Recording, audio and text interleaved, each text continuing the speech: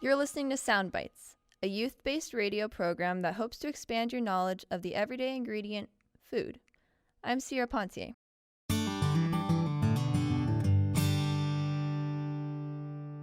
With Valentine's Day right around the corner, it's time to scramble to find that last-minute gift for that special someone. While a teddy bear may be getting a little cliche, one thing that never gets old is chocolate. What is it about chocolate that is so addictive? Is it that smooth, velvety richness that you taste when a square of milk chocolate slowly melts in your mouth? Or is it the nostalgic smell of warm chocolate chip cookies baking in Grandma's oven? The only thing I know is that I can't get enough of it. But before you just throw that Snickers bar into your mouth, do you ever stop to think that it took over 20 years just to grow the cocoa beans to make the chocolate in your Snickers? And that same cocoa tree can only be grown within 15 degrees of the equator? Well, you may be surprised to hear that there is much, much more to chocolate than just white milk and dark chocolate. So, just like any true love, I wanted to find out more about it. I sat down to talk with Amara Borreta, who is a native from Venezuela but now owns Amara's Chocolate and Coffee in Pasadena, California. After competing in the 2002 Miss Venezuela pageant, she had the opportunity to travel throughout her country. One village named Chuao is home to the rarest and most prized cocoa bean called the cacao criollo. They start planting 15 to 20 years in advance before they can even harvest the cocoa beans. What is super interesting is the fact that they don't do that because of money. So for them, it's not a job. For them, it's a way to keep the traditions of their families. So that's a long history of, parents and grandparents doing the same. And they do it because it's part of the culture. It's a way to honor, what the land gave you. You were born there and you're supposed to take care of that. If you're thinking about growing your own cacao tree in your backyard, you might want to think again, because these trees require extremely specific attention and climate control.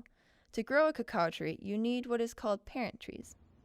The parent trees are some trees that they take about 15 to 20 years to grow.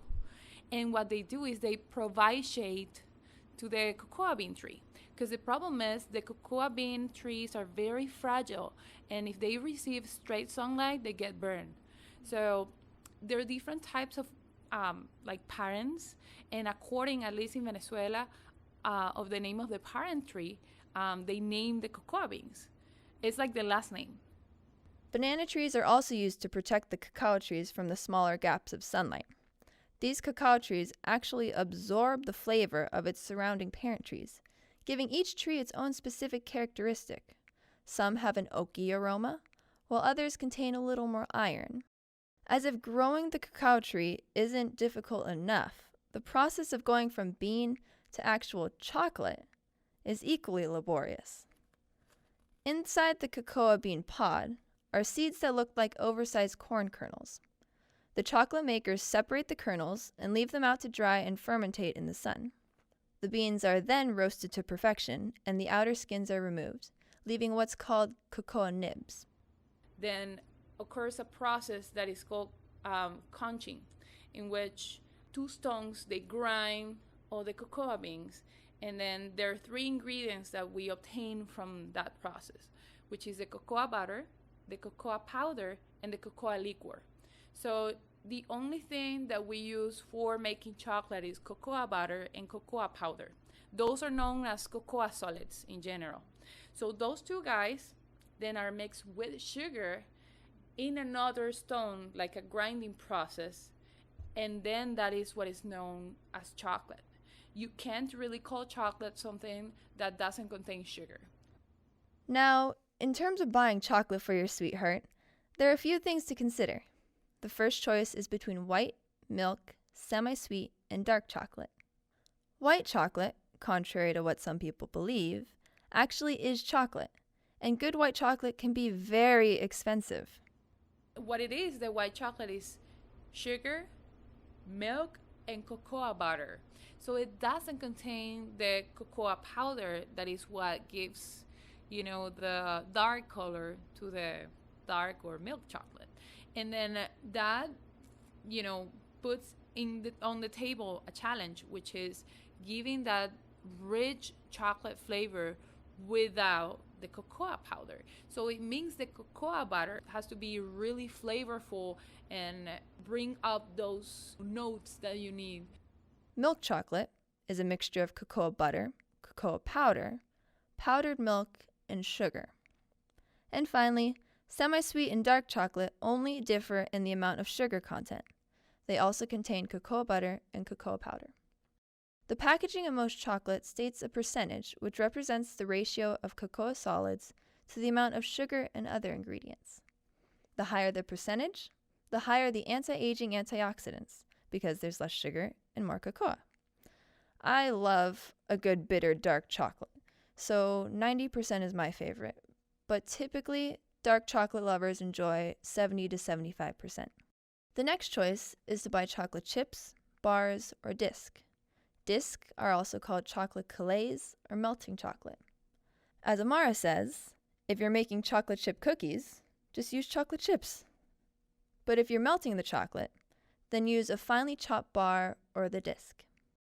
But one thing to be careful of is what's called chocolate coating. Coating means it's not really chocolate. These chocolates that you find in convenience stores and things like that, they're mostly mixed with other oils. So what they do is they substitute the cocoa butter for other oils, like palm tree oil and things like that. So that, reduces the flavoring and reduces the price as well. So they're good for cooking. I mean, you can still use them. You can bake a cake with them and, it's going to be okay, but it's not going to be as rich as a real chocolate. So next time you pick up a brownie or a bar of chocolate, I hope you don't just tell yourself, ooh, 250 calories. I shouldn't be eating this. Because chocolate is something that needs to be appreciated and enjoyed. There were generations of people working their hands to the bone to provide you with that delicious treat, and the least we can do is eat it, taste it, savor it, and think about the energy that went into this little chunk of heaven. And hey, it's not too late to go out and buy a pack of strawberries and a good bar of chocolate to impress that certain someone. Or, just treat yourself to a little midnight snack or two.